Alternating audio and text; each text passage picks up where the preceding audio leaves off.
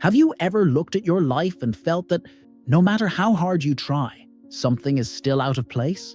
As if there were an invisible distance between who you are and who you know you could be. A strange feeling, as if you were paying a silent price for trying to grow, but without knowing exactly where this effort is taking you. Maybe you believe that success would be simpler, more direct, faster. But here is a truth that almost no one tells you. True success exacts a price that does not appear on social media or in motivational speeches.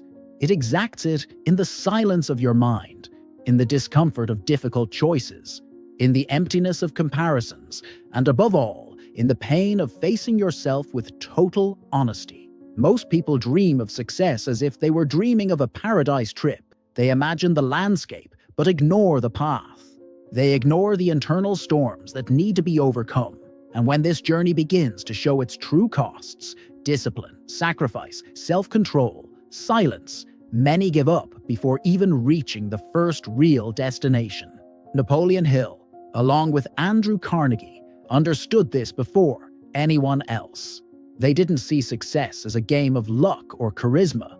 They saw it as a spiritual science, an inner engineering where thoughts, emotions, habits, and actions aligned like gears, where faith and discipline were not opposites, but complementary, where it was not enough to think positively. It was necessary to live in coherence with what one believed. And this is where the modern abyss lies. We have been taught to believe that manifesting is wishing and waiting, but that is only half the truth. Manifesting without self-control is an illusion. It is creating vibrational castles on unstable foundations. This is why so many people feel frustrated with their own spiritual journey, because they desire it strongly, but do not sustain the necessary frequency. They desire abundance, but live in emotional scarcity. They desire love, but do not know themselves. There is a suffering that no one sees, the one that arises when you compare yourself to the idealized success of other people. You see the top of the mountain, but you do not see the path. You don't see the days of doubt. You don't see the nights when everything seemed to be falling apart. And deep down, you start to believe that there's something wrong with you. But there isn't. What's wrong is the yardstick with which you're measuring your progress. It's not that you're behind, it's that you're stuck in a cycle of self-deception disguised as movement. And there's only one real way out: radical self-honesty. This is the truth that liberates and scares at the same time. Because looking at yourself honestly hurts. It hurts to see where you've sabotaged yourself. It hurts to admit that many times you've chosen the comfort of distraction over the courage of discipline. But it's this pain that cleanses. It's this pain that reveals. Pain is a messenger. It's not against you. It's telling you there's something here that needs to be transformed. But most people run away. Most people numb it. Most people pretend that everything is fine while their souls scream for realignment. And maybe you're at that point, a point where following formulas is no longer enough, where ready-made phrases no longer speak, where the soul is asking for something deeper, more real. That's why this video exists. Not to give you shortcuts, but to give you mirrors. Mirrors that reveal 7 hard truths. Truths that, if you have the courage to face them, can change the course of your life. Because each one of them is a vibrational key, a door that opens to a deeper level of alignment, purpose, and fulfillment. You are not here by chance. And this journey does not begin at the top. It begins within, where the heat of the furnace reveals the gold hidden beneath the layers of fear, doubt, and distraction. Are you ready to see what's behind what's blocking you? Then take a deep breath, silence the external voices, and come with me, because success is not a destination. It is the reflection of your deepest truth. And that truth is about to be revealed. The first truth: you are trapped in distractions that imitate productivity. There is a silent illusion that haunts your days, a constant feeling that you are always busy, always doing, always moving. But when night falls, when your body rests and your mind lies bare in silence, you realize you've done a lot, but made little progress. This is the modern prison of illusory productivity. a jail without bars, fed by notifications, screens, and tasks that seem important but do not touch your true purpose. The human brain, as studies in the behavioral neuroscience reveal, is driven by dopamine, the neurotransmitter of desire and reward. But when this system is hijacked by superficial stimuli, such as social networks, apps, short videos, and immediate responses, it begins to confuse distraction with achievement. You feel relief when completing small tasks, but it is an empty relief. A relief that numbs you from the deepest pain, that of not living what you came to live. Napoleon Hill knew this even before science explained it. In his conversations with the most successful men of his time, he discovered that they all had something in common: mental control. They knew how to protect their attention like a temple. They knew that without focus, no dream will prosper, because what you focus on expands. But what you fragment dissolves. This chronic distraction is not harmless. It steals your vital energy. It fragments your presence. It makes you feel busy, but disconnected. And most dangerous, it creates an internal noise that drowns out your intuition. You begin to lose the sense of what really matters. You begin to follow automatic movements based on urgency and not on truth. And little by little, your soul becomes silent because you stopped listening. There is an emptiness that appears when you spend entire days jumping from task to task with no space to feel, an emptiness that is not filled with more productivity, but with presence, because productivity without purpose is just another way of running away from silence, running away from the pain of not being where you want to be, running away from the responsibility of choosing consciously. Maybe you are in that place right now, too busy to realize that you are stuck, full of tasks, but far from your center, running so much that you forgot where you were going. But there is a way out, and it begins when you choose, with courage, to abandon the excess in order to rediscover your essence. Because what takes you the most away from your destiny is not failure, it is distraction. You don't need to do more. You need to do what matters. You need to return to yourself, to what is essential, because true success is not born of haste, it is born of intention. And every intention needs space, internal space, energetic space, vibrational space.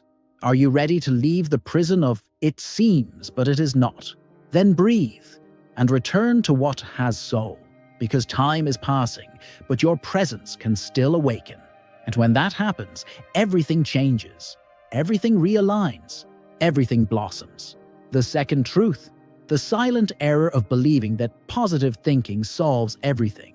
There is an idea that has gained strength in recent times, that all it takes is to maintain positive thoughts for everything to change, as if repeating affirmations were enough to dissolve deep pain, as if a forced smile could heal unresolved emotional wounds.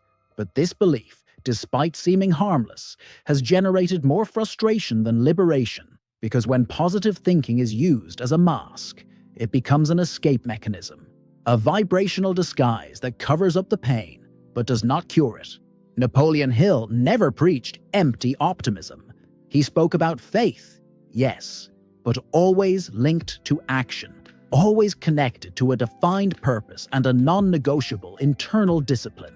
He knew that the mind by itself is powerful, but without alignment with the heart, it becomes just a mental echo repeating phrases that the body does not feel. And when there is inconsistency between what is thought and what is vibrated, the universe responds to the real frequency, not to appearance. The problem with positive thinking in isolation is that it ignores the complexity of the human soul. It disregards unresolved traumas, deep-rooted limiting beliefs, and inherited emotional patterns. It tries to skip steps, like someone planting seeds in cracked soil without first preparing the soil. And when the fruits don't come, the person blames themselves. They think they're thinking wrongly, that they're not positive enough. But the truth is different. It's not about thinking more. It's about feeling truthfully and acting coherently. There's a pain that arises when internal reality conflicts with the external narrative. When you try to convince yourself that everything is fine, but your body trembles, your chest tightens, your mind wanders. This is not spiritual failure. It's a call to honesty, an invitation to stop using positive thinking as a crutch and start using pain as a teacher. Because pain, when faced head-on, teaches. When welcomed, it transforms. When listened to, it redirects. True spirituality doesn't exclude discomfort. It integrates it. She understands that light does not deny the shadow, it illuminates it. And that true optimism is not about denying difficulties, but about choosing to act with faith even in the midst of uncertainty. Choosing to keep your heart open even when the world seems closed. Choosing to continue, not out of denial, but out of transcendence. You can have faith. You can affirm the good. You can visualize the best. But it must come from a real place. It must be supported by actions, by presence, by surrender. Because it is not the thought that transforms. It is the coherence between what you think, feel, and do.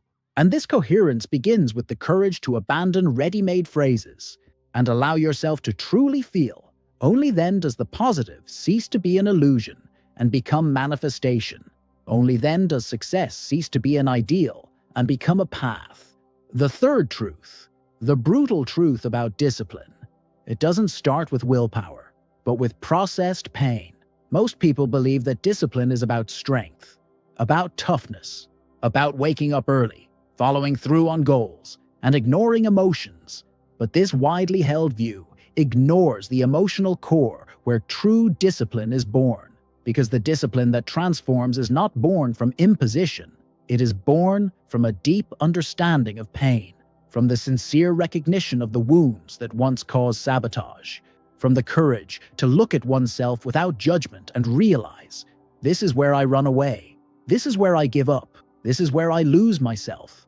Neuroscience shows us that the human brain tends to avoid pain. It naturally moves toward pleasure and away from what causes discomfort. And that's why, so often, you start a new habit with enthusiasm, but give up before it solidifies. It's not because you lack willpower. It's because there's an unrecognized pain attached to that behavior. A pain that perhaps comes from childhood, from poorly digested experiences, memories that, even when unconscious, still control your choices. Napoleon Hill understood this instinctively. In his study of great achievers, he identified that they had all gone through intense periods of emotional pain, but instead of running away, they integrated this pain as part of the fuel to grow. They were not disciplined because they were cold. They were disciplined because they had made peace with their shadows. They had processed their anger, frustration, and fear. And in place of these repressed emotions, they built a foundation of clarity and action. You cannot sustain a new routine if you still carry beliefs that you will fail. You cannot maintain consistency if, deep down, you believe that you are not worthy of winning. True discipline requires a type of inner silence, a type of reconciliation with your wounded parts. Because as long as the pain is not seen, it will pull you back into old patterns. And you will continue to think that you lack strength, when what is lacking is acceptance. Discipline is not punishment. It is commitment to who you are becoming. It is the mature embrace between what you desire and what you are willing to go through.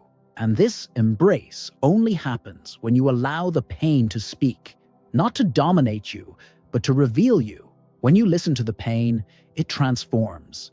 And in this space, a new energy is born. An energy that does not force, that does not oblige, that just follows, with clarity, with lightness, with truth. You do not need to be rigid. You need to be honest. And if you're honest enough to listen to what your pain has to say, discipline will cease to be a burden, and it will become a gesture of love, an act of fidelity to what you know, deep down, that you came to do. The fourth truth, the trap of silent comparison. There is a type of pain that does not scream but weighs heavily, a subtle discomfort that sets in when you observe others and, without realizing it, begin to measure your worth with a ruler that is not yours. It is silent comparison, the kind that happens when you see someone else's achievement, and instead of being inspired, you shrink. the kind that appears when you watch a video, read a testimonial, scroll through a feed, and everything inside you begins to doubt your own path, as if the other person's brilliance diminishes the light that you carry. This habit, so common and so devastating, is not just a question of self-esteem. It is a question of vibrational frequency. Because every time you compare yourself based on scarcity, you disconnect from your essence. You stray from your path. You abandon your truth to chase after an image that does not belong to you. And the further you stray from your axis, the emptier you feel. Because what feeds you is not the other person's victory. It is the coherence with your own process. Social media has intensified this phenomenon. It shows us the best angle, the moment of glory, the final result, but it rarely reveals the fear before the choice, the doubt before the action, the fall before the leap. And, without realizing it, you start comparing your backstage with someone else's stage. You start to believe that you are behind, that you are failing, that you were not born to shine. But the truth is that you are just living your time, a time that is yours alone, a time that cannot be measured with someone else's stopwatch. Napoleon Hill knew this. In his investigations into success, he identified that each successful person went through a profoundly unique process of self-construction. There was no replicable formula. There were principles, yes, but the path was always unique. Because true achievement does not come from imitation. It comes from alignment with individual purpose. And this alignment is only possible when you stop looking to the sides and start looking within. Silent comparison is treacherous because it disguises itself as inspiration, but true inspiration expands. Comparison based on pain, on the other hand, contracts, weakens, misaligns. And when you feel inferior, your vibrational field shrinks, your creativity diminishes, your inner strength recedes, and little by little, you stop acting, you stop trusting, you stop trying. But there is a choice. There always is. The choice to listen to your own intuition again. The choice to honor your steps, even if they are slow. The choice to remember that the success that matters most is not the one that impresses, but the one that fulfills, that sustains, that heals. And this success can only be built by you, within your rhythm, on your frequency, with your truth. The trap of comparison only loses its power when you understand that you are not competing with anyone. You are just trying to remember who you really are. And that is enough. The fifth truth: you are either working hard or punishing yourself. Not all dedication is sacred.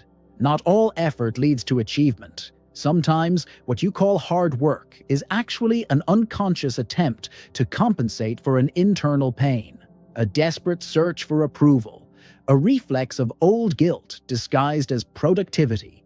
There is a very fine line between discipline that liberates and effort that imprisons, and crossing that line without realizing it is more common than it seems.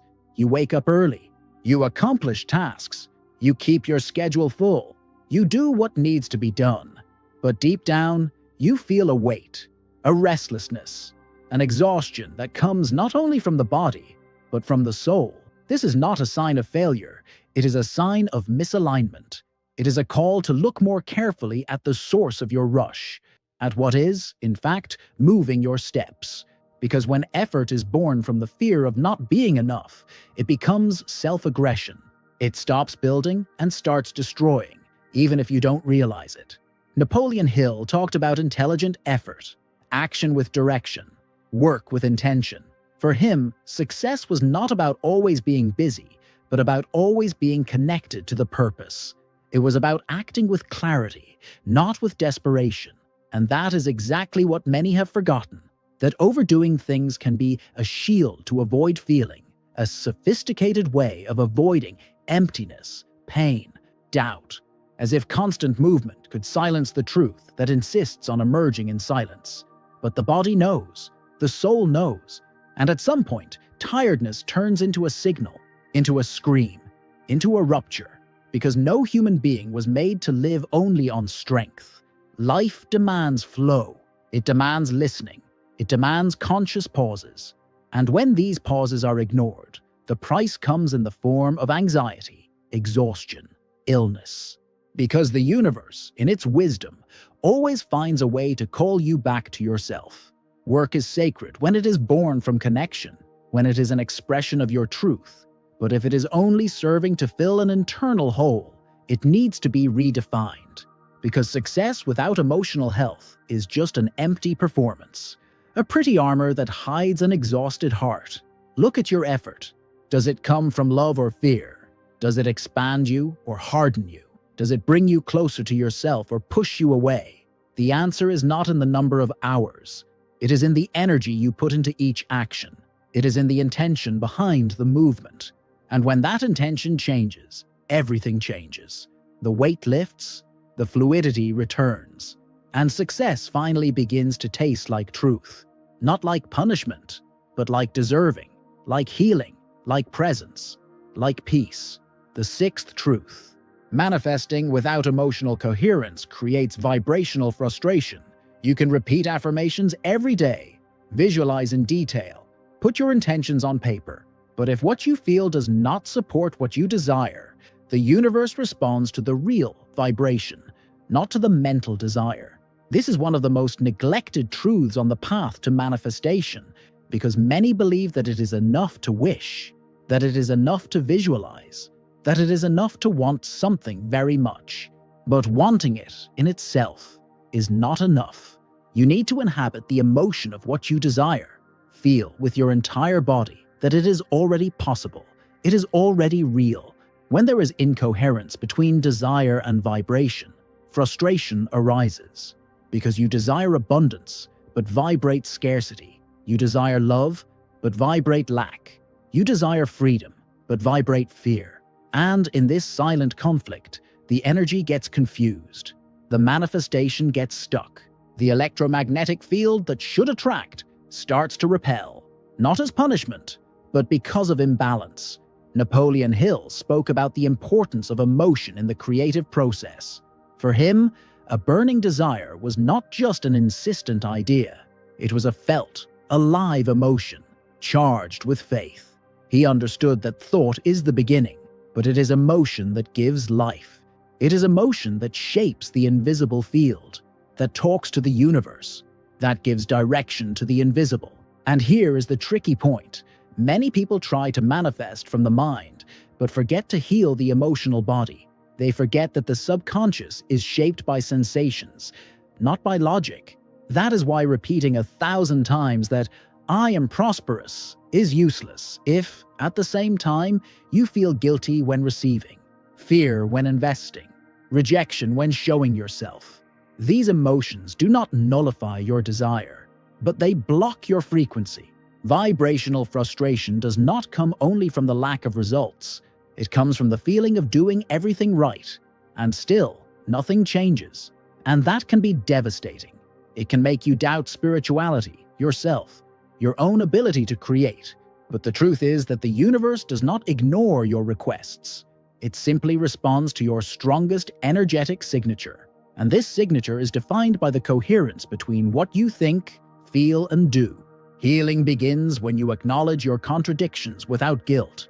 When you understand that it is not wrong to feel fear, anger, doubt, but it is necessary to bring awareness to these feelings, to embrace, transform, integrate, because only then can you raise your vibration without pretense. Only then can you manifest with truth. Manifestation is not magic. It is a reflection, an echo of your internal coherence. And the more aligned you are with your truth, the more fluid your creation will be. Because the universe does not fulfill wishes. It responds to frequencies, and your frequency begins with the emotion that you are no longer willing to ignore. The seventh truth. The fear of making mistakes that paralyzes your genius. There comes a time in almost everyone's life when fear begins to silently control decisions.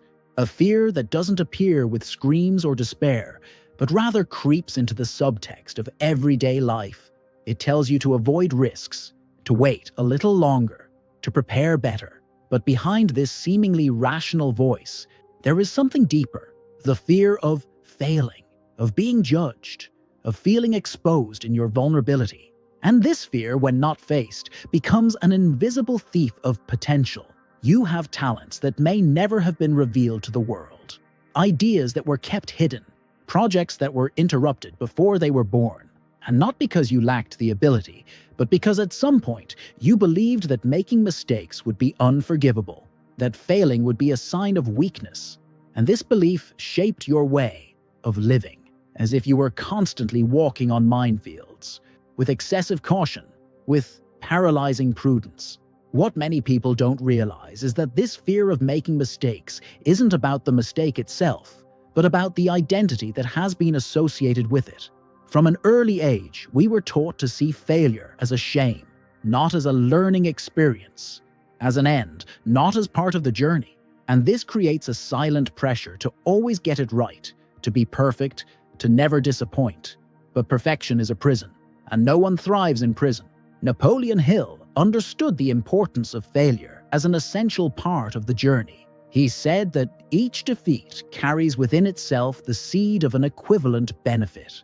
In other words, mistakes, when looked at consciously, don't diminish you.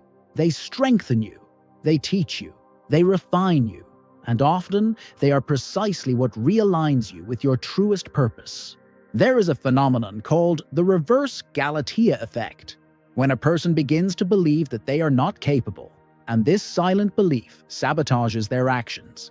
You may have experienced this before, hiding out of fear of not being ready, of not being good enough, of not living up to expectations. But the paradox is that you only become stronger when you allow yourself to try and make mistakes and grow. The fear of making mistakes paralyzes you, not because mistakes are fatal, but because you have forgotten that you are human. And humans are, by nature, imperfect, in motion, under construction. Your genius does not lie in constantly getting things right, but in the courage to continue even after you fall, even after being questioned, even when no one understands. You don't need to be infallible to be brilliant. You just need to be true, because genius is born in the space where fear no longer rules, where you act not to please but to express, not to prove something, but to be whole. And when you allow yourself to do this, mistakes stop being a ghost and become a stepping stone, a starting point, a reminder that you are finally moving in the right direction, in your direction. The eighth truth: productivity can be a spiritual escape. At first glance, productivity seems like a virtue, a quality to be admired, cultivated, celebrated. You wake up early, organize your schedule, meet goals, deliver results, and on the outside, everything seems right.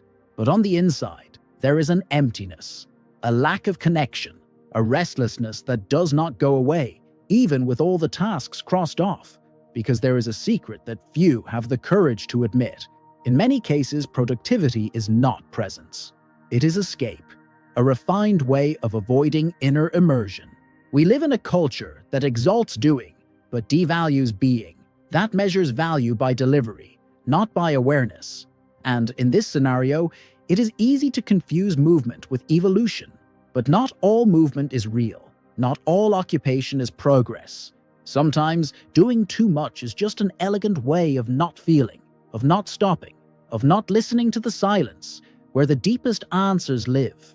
Napoleon Hill, when investigating the masters of achievement, realized that they all knew how to balance external action with internal listening. They understood that visible success was supported by an invisible structure, a structure made of clarity, intuition, silence, and purpose. And without this foundation, all effort becomes shallow, because what moves the world is not haste. It is the intention behind each step. When you enter automatic mode, even if productive, something is lost. Subtlety is lost. Meaning is lost. And over time, fatigue sets in. A fatigue that does not come only from routine, but from disconnection, because no soul can resist for long without meaning.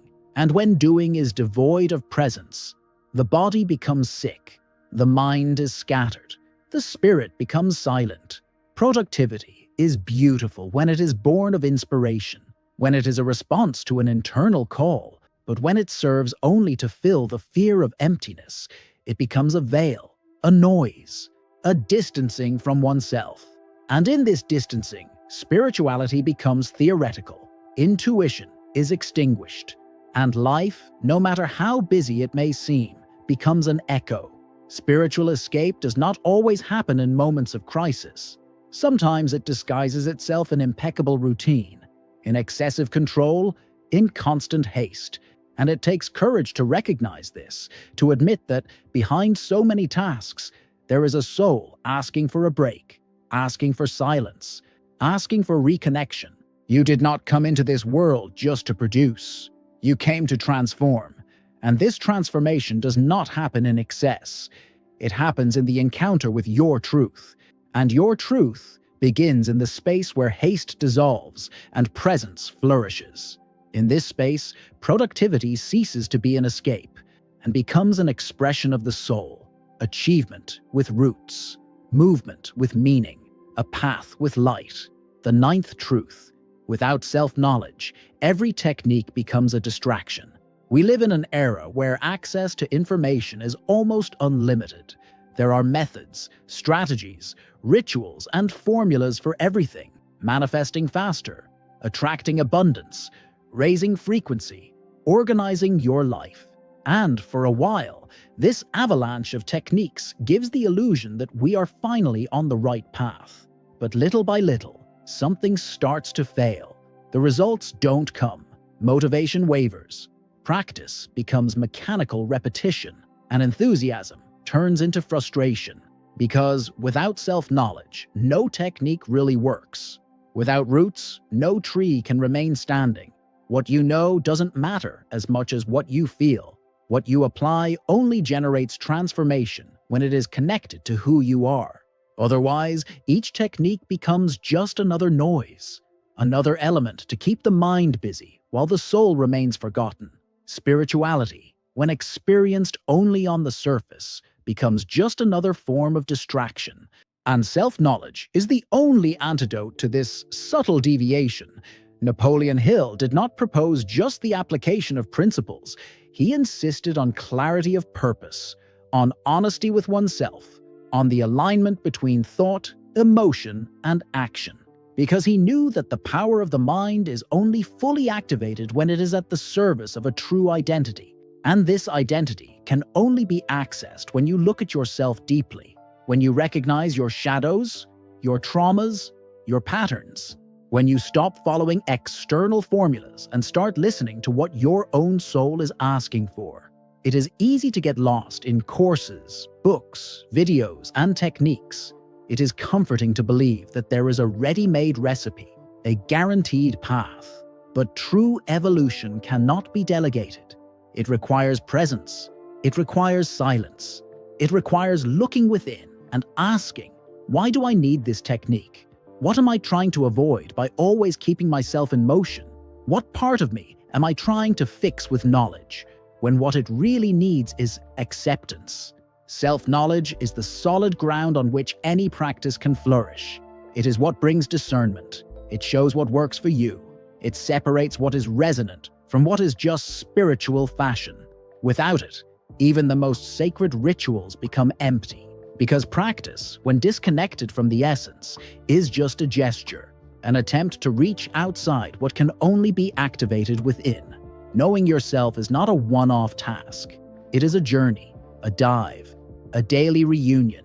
And in this process, the right techniques appear naturally, not as saviors, but as extensions of your truth, as practical expressions of an alignment that has already begun within. And when this happens, everything changes.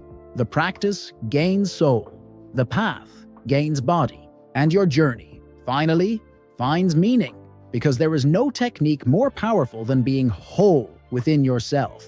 The 10th truth: you are not tired, you are out of alignment. There is a type of tiredness that sleep does not cure, an exhaustion that does not go away with vacations or temporary breaks, an existential weight that sets in even when, apparently, everything is going well. This tiredness does not come from too much activity, but from the absence of meaning. It is not about what you do.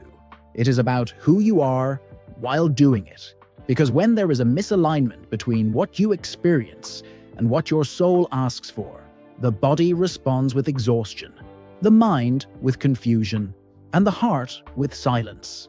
It is common to think that this state of exhaustion is only the result of overload, but in fact, it is the side effect of a life out of frequency. You can be doing everything perfectly and still feel empty, because external success without internal connection is wasted effort. It is like rowing hard against the current of your being. It is tiring, and it leads nowhere. Napoleon Hill spoke of the importance of definite purpose. For him, clarity of purpose was the vibrational compass that guided all actions. Without it, energy is dispersed. The mind gets confused. Life loses its rhythm. Because when you know why you are doing what you do, tiredness still exists, but it is different. It is noble. It is creative. It is accompanied by peace. But what happens to many is that they follow imposed routines, inherited goals, expectations that are not theirs. They try to please, to belong, to live up to. And in this attempt, they disconnect. They mold themselves to what is expected of them, while the inner voice becomes silent, and the body feels it. Because the body always feels it. It carries the weight of incoherence. It screams what the mind tries to ignore. This tiredness is not a problem to be solved with more productivity. It is a sign, an invitation, a call to realign, to return to the center, to remember what truly moves you. When you align with your truth, energy flows, decisions become lighter, time seems more generous. And even on difficult days, there is a sense of presence that sustains you. You don't need to do less. You need to do things with meaning. You need to allow yourself to ask, sincerely, what does all this still represent to me? What of all this still has a soul? And what do I continue to carry just for fear of disappointing? Because your tiredness is real, but it doesn't come from the world out there. It comes from distancing yourself from yourself. And the cure isn't in a temporary rest.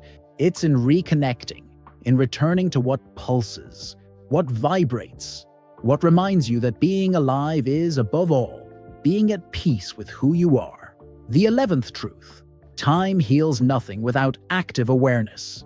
There is a belief that has been repeated over the years, passed down from generation to generation, as if it were a natural law. Time heals everything. But time by itself does not have this power. It just passes. What heals is what you do with that time. It is the awareness you bring to it. It is the way you choose to look at the pain, instead of just waiting for it to disappear. Because ignored pain does not dissolve. It hides. And what is repressed in the dark one day comes back. Stronger, more confusing, more difficult to name. How many times have you heard or said that you just needed some time? That you just had to wait to forget, to get over it, to feel better? But forgetting is not a cure. Distraction is not liberation. Denial, however comfortable it may seem, postpones the inevitable. Because what needs to be seen needs to be felt. And what needs to be felt needs presence, not distance. Napoleon Hill spoke about the importance of intentional action. He knew that the mind does not transform itself as the days go by. It is necessary to choose new thoughts, repeat them with faith, anchor them in conscious habits. He understood that growth is a voluntary act, a daily effort to break with old patterns and affirm with each gesture that you will no longer be held hostage by what hurt you. Time, when combined with consciousness, is indeed a portal. It can dilute painful memories, soften traumas, and allow new perspectives. But this only happens when you fill it with choices, when you inhabit it with intention, when you decide, even if little by little, to transform pain into wisdom, trauma into compassion, loss into presence. It is easy to wait. It is difficult to look at yourself. It is difficult to recognize that relief only comes when you stop running away, when you accept that each emotion has a purpose, that each discomfort is a messenger, and that, behind the pain, there is a truth wanting to be born. Healing is not in a hurry, but it has direction, and this direction can only be accessed with active awareness, with the decision to be present, even when it hurts. with the courage not to be distracted, but to remain, because only then does time stop being a calendar and become a path back to oneself, to what is real, to what truly sets one free. The 12th truth: emotional addictions that seem like personality traits. You often believe that certain reactions are part of who you are. Impatience, fear of exposing yourself, excessive control, difficulty trusting, the urge to please. Over time, all of this becomes your identity. I'm like this. I've always been like this. It's just the way I am. But what few realize is that, in many cases, these traits are not your essence. They are adaptations. They are emotional responses, crystallized in the form of habits. They are emotional addictions, fueled by old pains that have never been understood. When the brain is repeatedly exposed to an emotion, it builds neural pathways to make it familiar. What was just a temporary reaction becomes a pattern. What began as a defense becomes a way of being. And, without realizing it, you start living on autopilot, stuck in emotional responses that no longer correspond to the present, that no longer serve your expansion, but they still operate in the back of your mind, sabotaging your relationships, your decisions, and your self-esteem. Napoleon Hill already talked about the power of habit, but he also warned about the danger of unconscious habits. He understood that self-control begins with recognizing the mental patterns that you repeat without realizing it, because it's not just about changing actions, it's about changing the emotional field that sustains these actions. And this field is fed by beliefs, by poorly processed pain, by stories that, even old ones, still control your current narrative. Many of your blocks don't come from a lack of ability. They come from loyalty to a wounded identity, to a version of yourself that learned, at some point, that it was safer to keep quiet than to express yourself, that it was better to control than to trust, that it was less painful to sabotage yourself than to be disappointed. And by repeating these responses, you confuse them with who you are. But they are not you. They are just mechanisms. They are just echoes. The healing process requires that you separate essence from conditioning, that you ask yourself, is this mine? Or is it something I learned to protect myself? Is this answer authentic? Or is it automatic? Because only when you start asking these questions do you begin to make room for a new way of existing, a lighter way, a freer way, a way that is more in tune with your true self. You are not your fear. You are not your addiction to control. You are not your need to please. All of this may have been useful at some point, but now, perhaps, it is time to let go of the version of yourself that survives, to make room for the version that can flourish. And this liberation begins with awareness, with presence, with the daily choice to respond with love to what was once just a reaction. Because your personality is not a sentence. It is just the starting point for your transformation. The 13th truth: rejection is not failure. It is vibrational repositioning. There are pains that hurt in an almost invisible way. Among them, the pain of rejection is one of the most silent.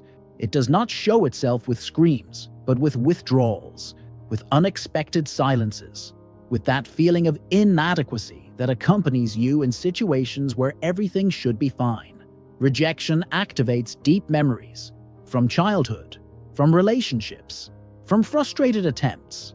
And so it hurts, but it also reveals, because rejection is not a punishment. It is an energetic course correction, a reorganization of what is ready to leave your life because it no longer supports your growth. When something or someone rejects you, there is a vibrational shift taking place. It is as if the universe were saying, with firm delicacy, this is no longer your place. But the ego, still attached to external recognition, interprets this separation as a failure, as if personal value were conditioned to the acceptance of the other. And so the pain sets in, not because something went wrong, but because there is still a belief that being loved is synonymous with being accepted, and it is not. Napoleon Hill understood rejection as a natural part of the process of inner refinement. He observed that great achievers were often rejected before they were recognized, and not because they were wrong, but because they were vibrating beyond their time. beyond the common standard, and this inevitably generates noise, discomfort, exclusion. But it is in this friction that true identity solidifies. It is in this non-belonging that spiritual autonomy flourishes. Every rejection contains an invitation to return to center, to remember that your frequency does not depend on anyone's validation, that your path is sacred, even when it is not understood, that self-love is not built with applause, but with presence, with the ability to remain whole, even when the world says no. There is wisdom hidden in every closed door, a redirection that can only be perceived after the emotion calms, after you take a deep breath and realize what was denied was actually freeing you. It was preparing you. It was pushing you in the direction of what is truly for you. And what is for you vibrates with you. It doesn't require effort to be maintained. It doesn't need to be begged for. It just happens because it is aligned. The rejection then stops being pain and becomes clarity, a repositioning, a vibrational refinement.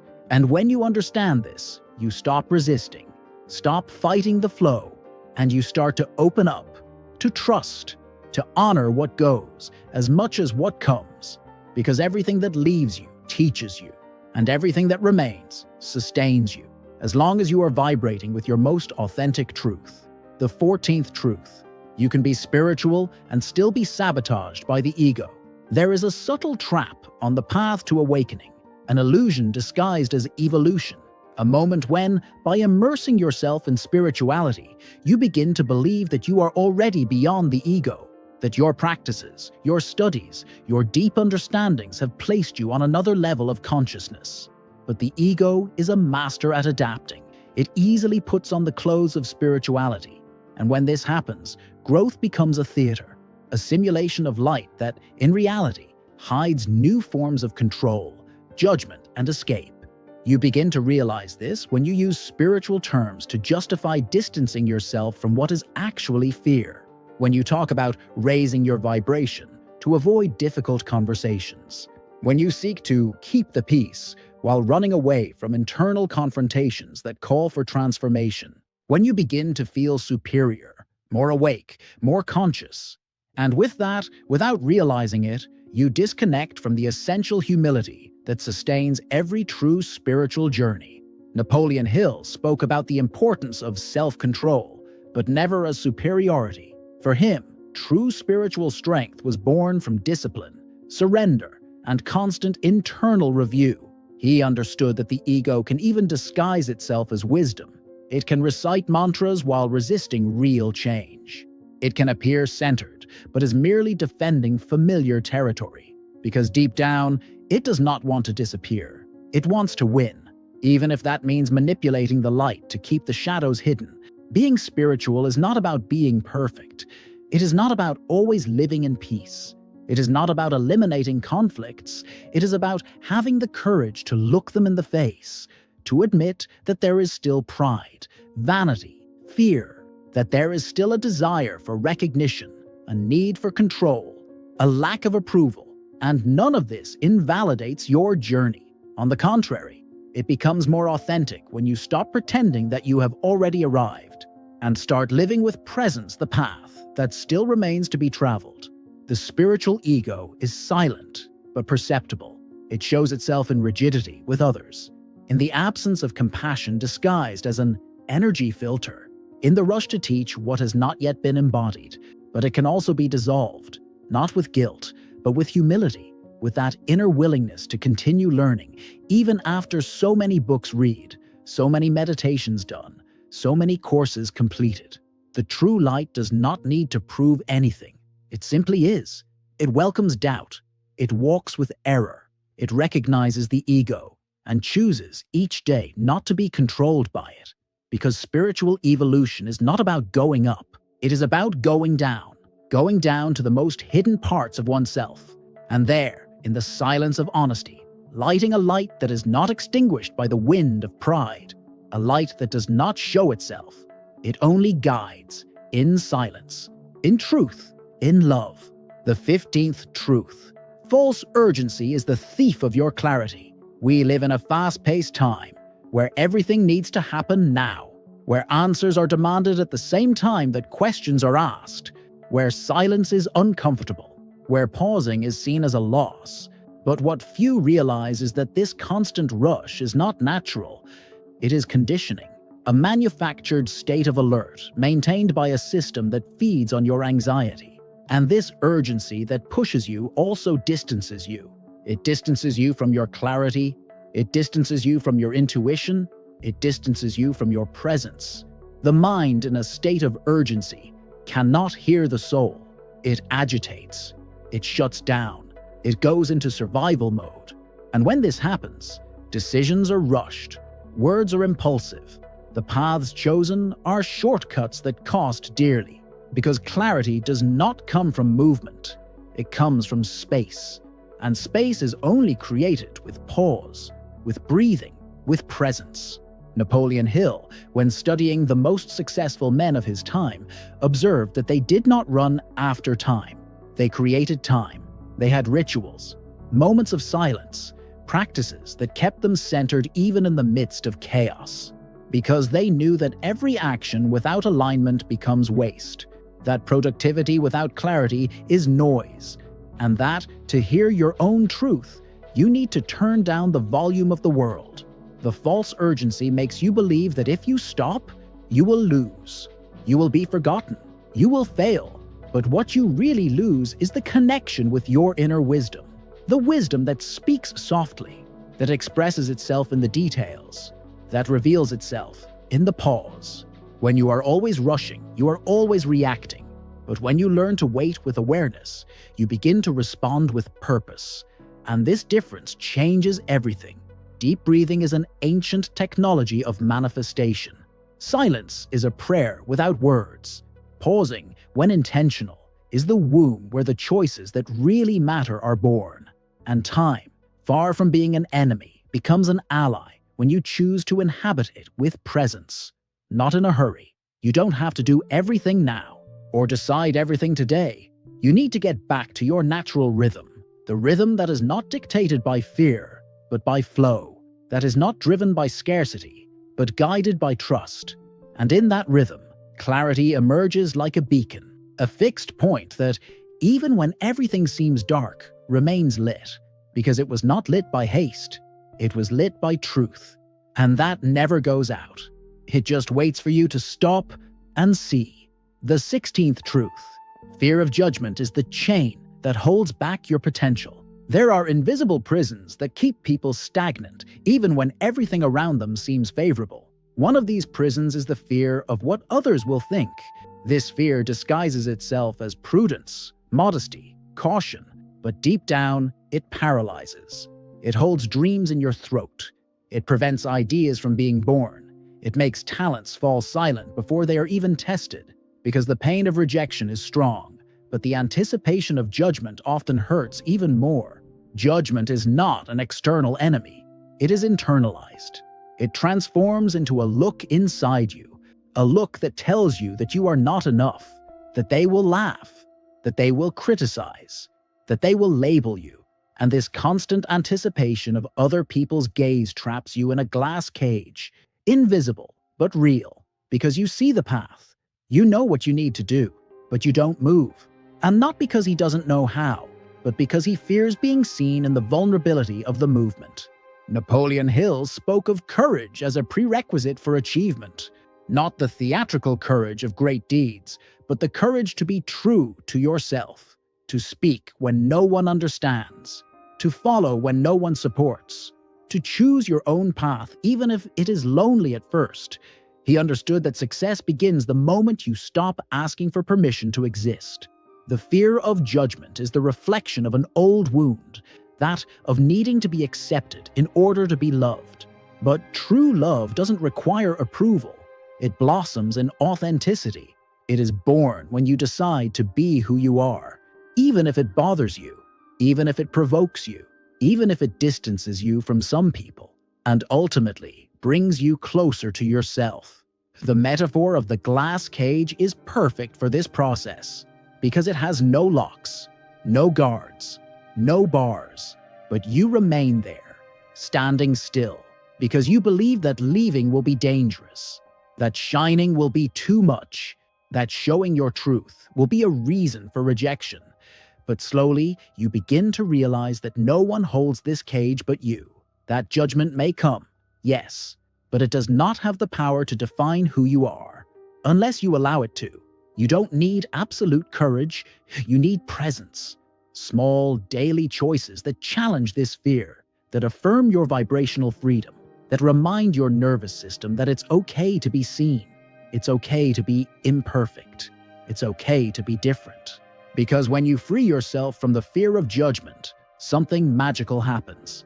Your energy expands, your voice gains strength, your path opens, and finally, you begin to live not by acceptance, but by truth.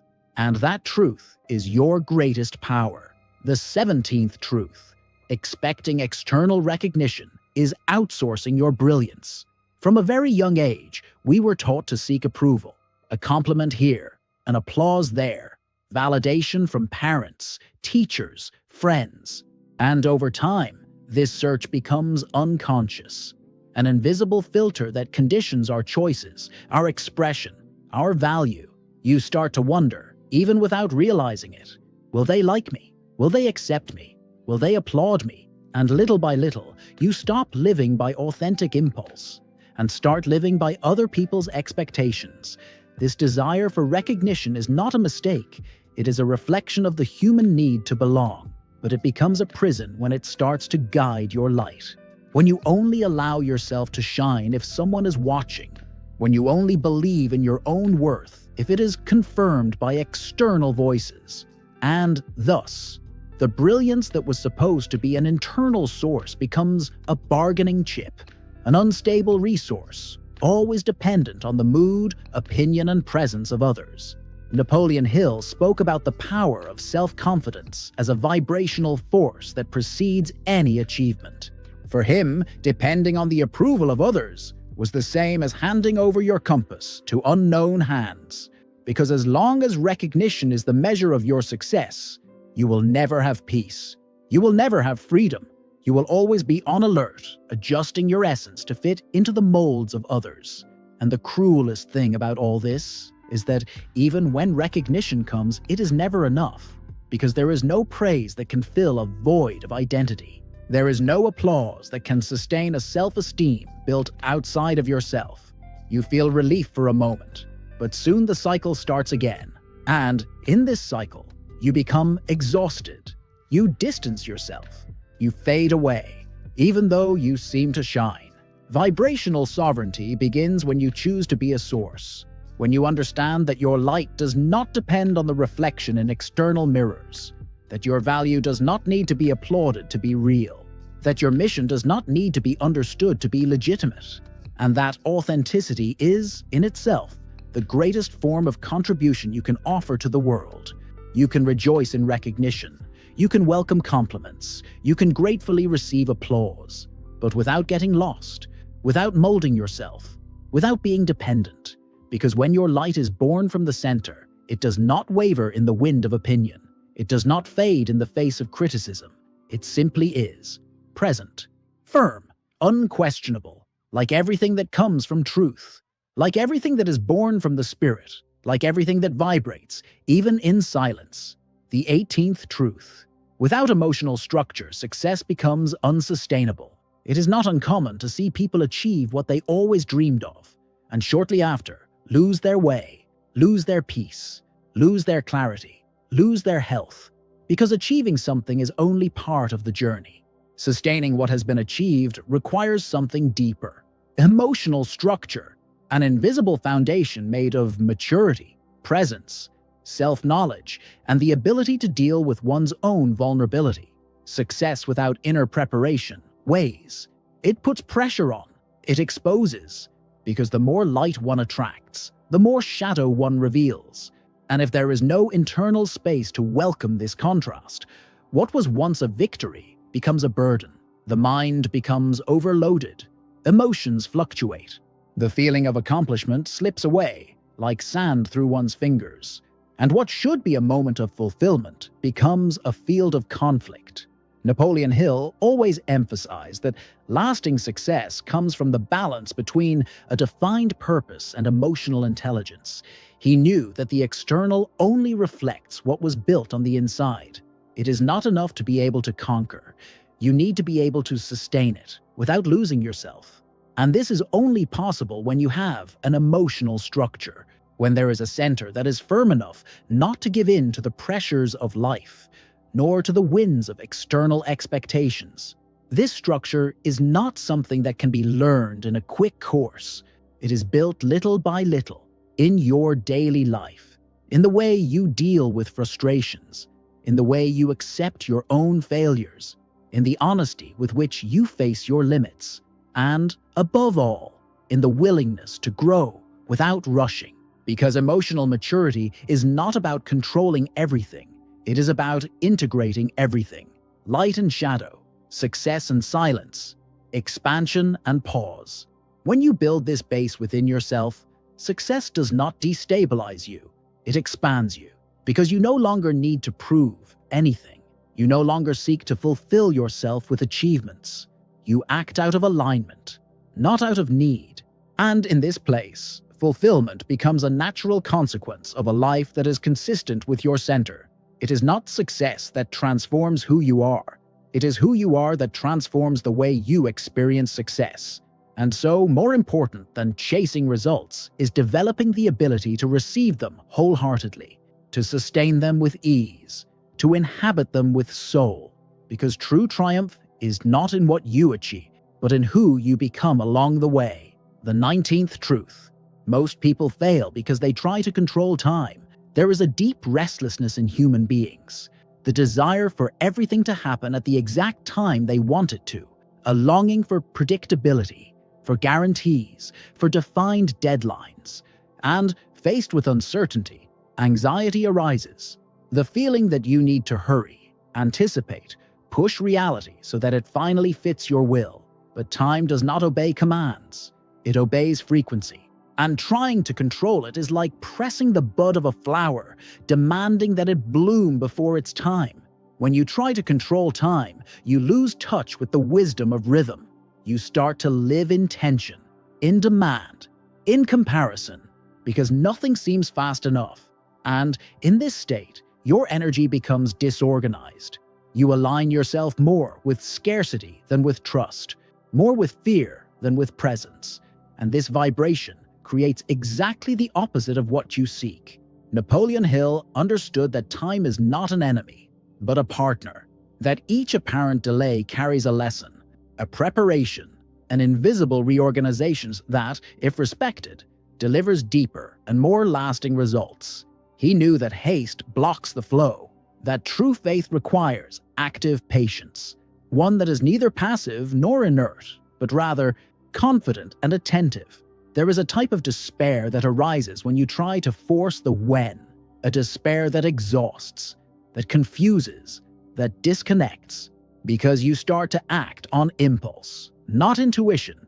You start to demand results from yourself like someone who demands breath in the middle of drowning. And in the process, you lose the beauty of the journey. You lose the depth of the now. The universe does not respond to haste. It responds to attunement. It responds when you honor the process, even without understanding all the steps. When you act with intention, but let go of the attachment to the calendar. When you maintain the vibration of achievement, even without seeing immediate signs. And this is not passivity. It is energetic wisdom. It is vibrational maturity. There are things that only blossom after winter. Relationships, healing, achievements.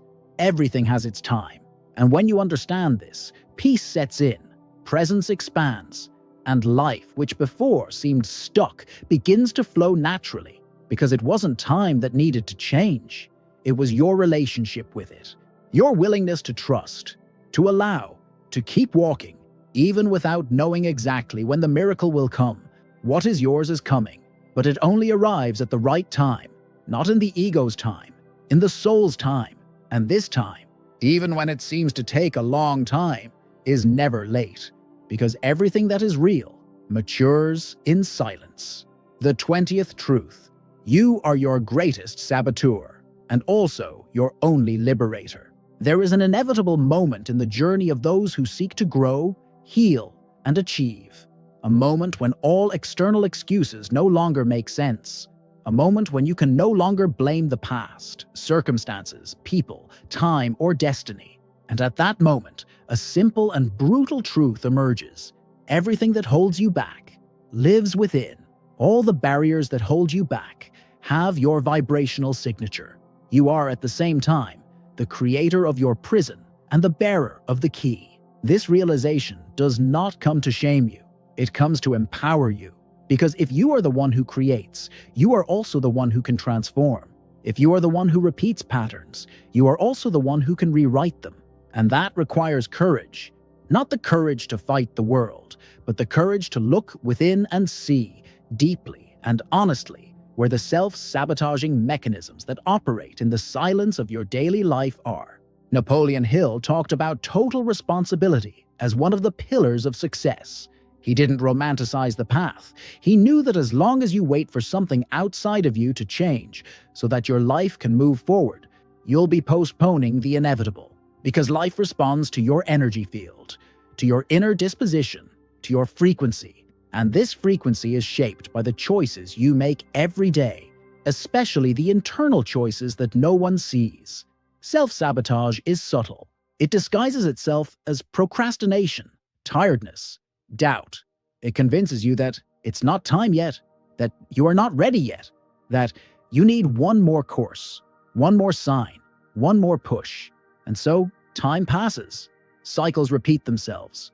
Opportunities slip by, not because the universe has forgotten you, but because inside you, there are still parts that don't feel worthy of receiving them. But you can change that. You can start now, without grandiose promises, without instant transformations, simply by choosing to step out of the victim role and into the creator role, by choosing to stop sabotaging yourself with thoughts that diminish you, with habits that hold you back, with emotions that pull you back, by choosing above all to forgive yourself for the times you acted against yourself. Because there is no liberation without compassion. There is no reconstruction without acceptance. You are your greatest saboteur, but you are also your only liberator. This is the hardest and most liberating truth you can find. And from it, everything changes. Because when you take on this responsibility, you stop waiting and you start creating, not from a place of demands, but from a place of choice. A choice that, even silently, has the power to redesign your reality from the inside out. From now on, the invisible reward of unshakable authenticity. Getting here wasn't just about going through 20 hard truths. It was about going through yourself. It was about revisiting pain, opening old wounds, illuminating dark corners of your soul where many times you preferred not to look. But it is precisely in this dive, in this intimate return to the center of what is real, that transformation is born. Because success, as you have seen, is not a prize to be won. It is a vibrational consequence of your courage to be whole, to be honest, to be deeply, radically authentic. Napoleon Hill didn't talk about success as a destination full of brilliance. He talked about purpose, about vibrational discipline, about a state of consciousness where you no longer need to hide or perform, where you stop seeking what impresses and start living what fulfills. And this requires a decision, the decision to no longer live in fragments, the decision to align thought, emotion, action, and presence, to no longer trade your truth for acceptance, to no longer postpone the calling that your soul already knows. When you choose this path, you begin to experience a new dimension of power, a silent power, a power that is not displayed, but that transforms. It transforms the way you walk, the way you speak, the way you look at life, because you are no longer adapting, you are expanding. You are no longer trying to fit in, you are allowing yourself to be. And this permission is what activates the field. It is what magnetizes the right people, the right opportunities, the synchronicities that remind you, now yes, you are where you should be. Joe Dispenza speaks of the coherence between mind and heart as the true catalyst for conscious creation.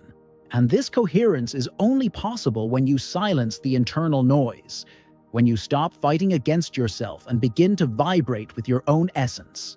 In this state, the electromagnetic field of your reality reorganizes itself, because the universe always responds to the truth that you have the courage to sustain. And if you still have doubts, remember, no one achieves excellence without crossing the desert of doubt, discipline, and vibrational responsibility. This path is not easy, but it is real. It heals. It sustains. It flourishes. Not by magic, but by choice, by alignment, by resonance. You are not a tourist on the path to success. You are the silent architect of a work that is still being designed.